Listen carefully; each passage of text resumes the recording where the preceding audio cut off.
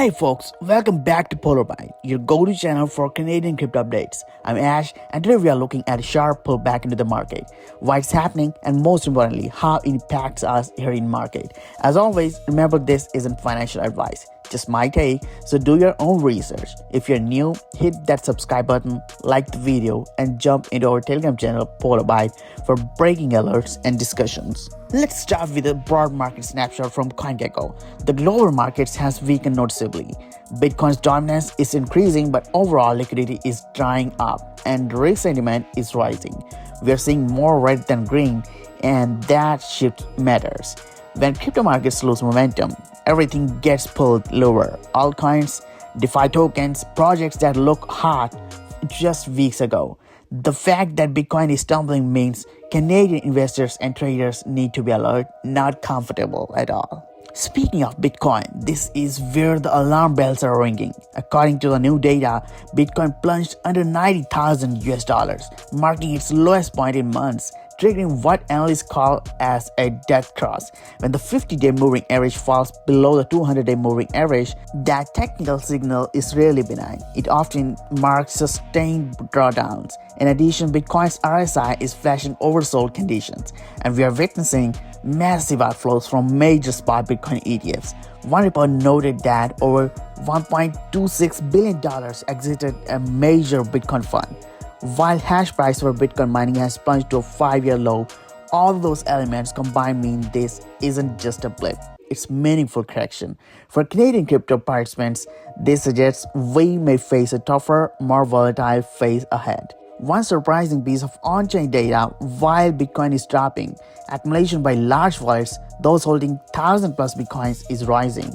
That tells us some serious players may be quietly loading in the weak zone. But don't take that to mean everything's safe now. It simply means there are smart money moves.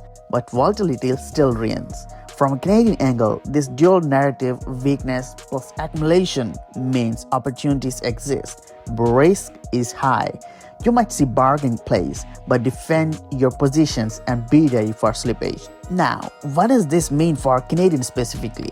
First, many Canadians use local fiat or CAD on ramps and local exchanges. When global sentiment sinks, that can reduce inflows from Canadian retail. Secondly, with Bitcoin under pressure, mustered offshoots like altcoins and Canadian-based crypto funds could suffer.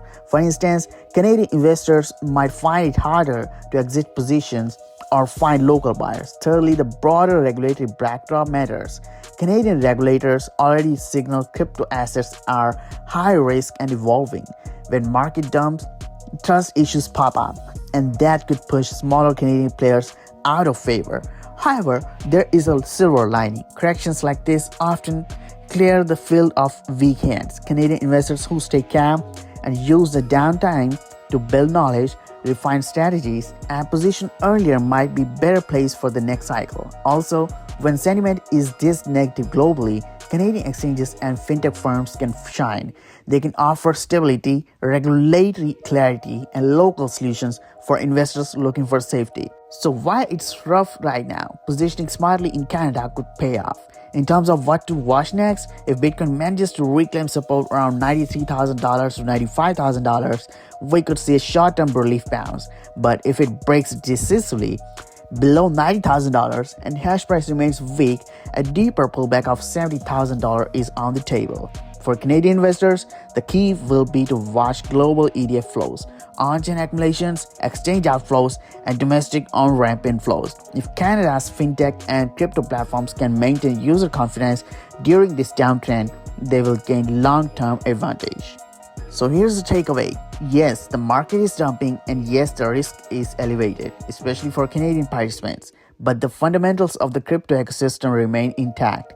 Bitcoin is still the benchmark. Large holders are subtly accumulating, and Canadian investors who stay engaged and disciplined now could benefit later. The moment of fear is often the same moment opportunity begins. If you find this analysis helpful, hit the like button, subscribe to PolarByte, and head over to our Telegram channel PolarByte for the latest updates. I'll see you there, and in the meantime, stay sharp, stay informed, and remember, in crypto, surviving the storm is what sets you up for the next sunlit run. Talk soon.